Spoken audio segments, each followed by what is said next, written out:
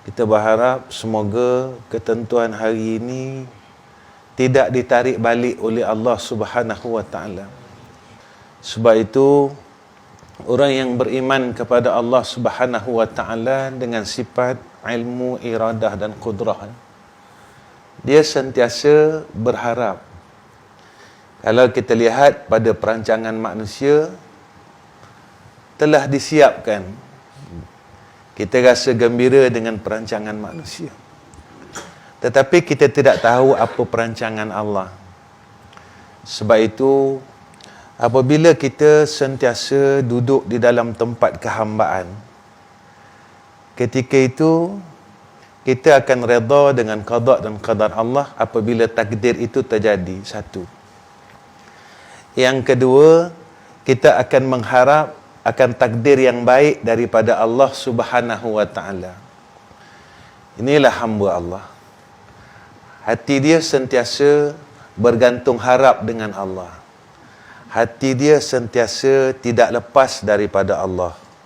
Hati dia sentiasa berpaut kepada Allah. Apabila kita duduk dalam keadaan sifat yang sedemikian, hidup kita jadi tenang.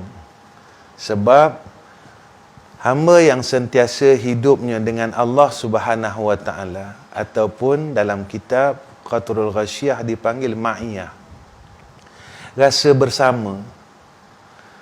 Rasa bersama makna sentiasa menghadirkan rasa adanya Allah Subhanahu wa taala.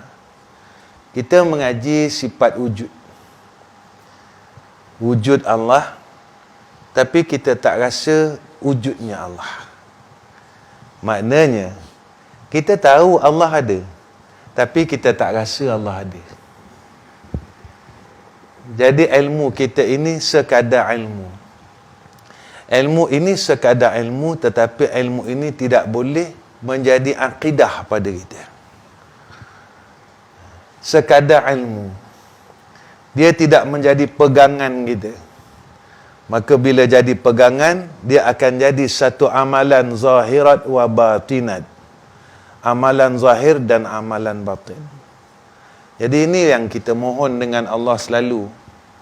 Ya. Kenapa kita kena ada rasa bersama Allah, merasakan kewujudan Allah? Saat yang paling penting iaitu saat ketika mati kita. Indas sakaratul maut, kita masih merasakan bersama Allah. Ketika indas sakaratul maut, kita masih merasakan kita sentiasa bersama Allah.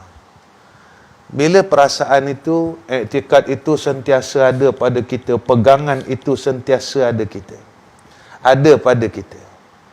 Jadi insya-Allah, tatkala kita menamai Allah dan datang malaikatul maut, kita dapat menyebut akan asma Allah Subhanahu wa taala.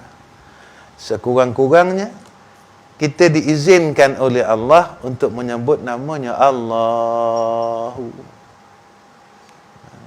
Sekurang-kurang. Ya. Sebab dalam hidup kita, kita sentiasa ada perasaan itu. Ini yang disebut oleh Sayyidina Rasul apabila ditanya oleh Jibril, ma huwal ihsan. Ihsan inilah ma'iyah. Ya. Perasaan yang dikurniakan oleh Allah. Ini anugerah nama dia. Baik tuan-tuan.